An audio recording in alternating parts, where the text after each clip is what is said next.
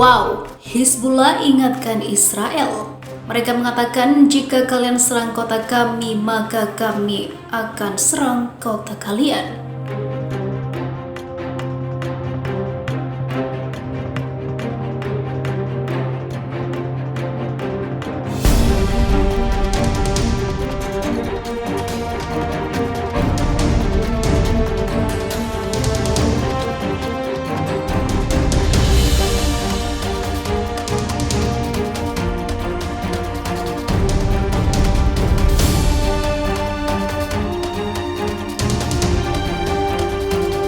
Pemimpin Hizbullah Lebanon Hassan Nasrallah memperingatkan Israel untuk tidak melakukan intimidasi terhadap kelompoknya. Peringatan itu menyusul latihan perang yang digelar Israel pada bulan lalu. Kami tidak mencari konfrontasi, tapi kami tidak menyanyiakan darah para syuhada kami. Jika terjadi konfrontasi, kami akan menanggapinya. Jika kalian Israel menyerang kota kami akan menyerang kota kalian, kata Nasrallah dalam pidato yang disiarkan di televisi dikutip kembali oleh Reuters pada Selasa 16 Februari 2021. Pasukan pertahanan Israel mengadakan latihan skala besar di sepanjang perbatasan udara dengan Lebanon pada 9 hingga 10 Februari lalu. Pihak Zionis ketika itu menyatakan latihan tersebut bertujuan untuk mempelajari kegiatan operasional yang berlangsung di sepanjang perbatasan Lebanon selama musim panas. Israel menegaskan latihan itu juga mempersiapkan pasukan untuk berbagi skenario termasuk kesiapan untuk hari-hari pertempuran. Saya juga ingin memperingatkan bahwa ancaman yang kami dengar dalam beberapa hari terakhir yakni hari-hari pertempuran dan apa yang tidak kami dengar, saya ingin memperingatkan bahwa permainan hari-hari pertempuran ini berbahaya, kata Nasrallah memperingatkan Israel. Tidak ada yang bisa menjamin itu tidak akan menyebabkan perang, ujarnya. Angkatan Udara Israel juga menyatakan pada Senin 15 Februari 2021 lalu bahwa mereka memulai latihan kejutan untuk meningkatkan kesiapan tempur di sepanjang perbatasan utara negara itu. Latihan tersebut berlangsung hingga Rabu 17 Februari 2021 ini. Sementara itu diberitakan sebelumnya, Netanyahu kumpulkan para jenderal, siapkan serangan militer ke Iran saking ketakutannya. Perdana Menteri Benjamin Netanyahu melakukan pertemuan tertutup dengan para pejabat keamanan dan militer negaranya. Pertemuan ini secara khusus membahas kemungkinan persiapan serangan terhadap Iran. Pertemuan ini dilakukan Netanyahu dengan Menteri Pertahanan Benny Gantz, Panglima Militer Letnan Jenderal Aviv Koshavi pada hari Senin 2 Februari 2021. Bahkan menurut informasi, pertemuan ini juga sudah membahas isu di level yang lebih urgen atau penting, yaitu soal transfer dana dari pangkalan keamanan darurat untuk membiayai operasi serangan ini. Maka dari itu dalam Netanyahu juga menghadirkan pejabat Kementerian Keuangan Israel, disebutkan bahwa opsi serangan ke Iran ini terkait dengan program senjata nuklir yang sedang digalakkan negeri para mullah tersebut.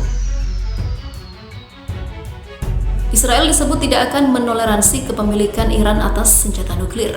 Pertemuan membahas peningkatan level pengayaan uranium Iran berdasarkan peringatan Amerika Serikat bahwa Iran kemungkinan dalam beberapa pekan ke depan memperoleh bahan untuk senjata nuklir.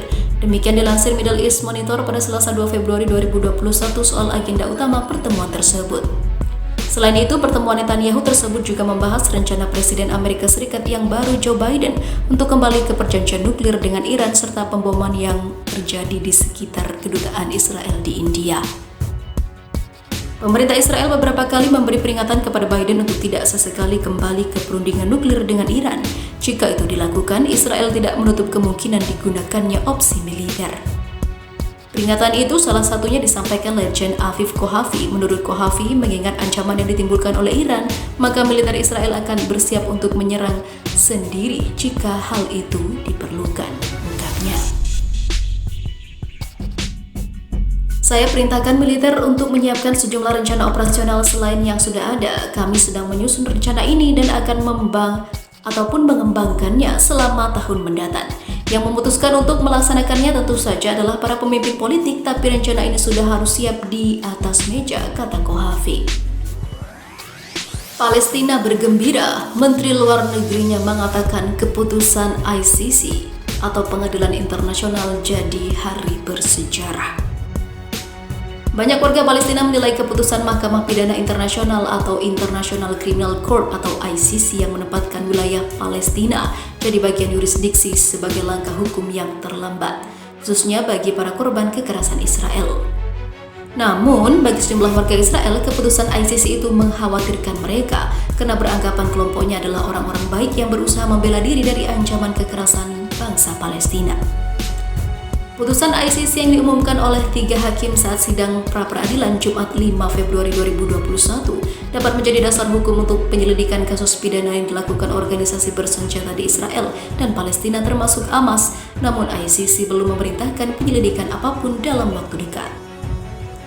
Jaksa ICC Fatou Bensouda mengatakan ia masih akan mempelajari putusan tersebut. Menurut dia, putusan itu dapat jadi dasar penyelidikan perang Gaza yang melibatkan Israel dan juga Hamas pada tahun 2014. Serta insiden bentrok massa dan aparat saat unjuk rasa di perbatasan Gaza pada tahun 2018.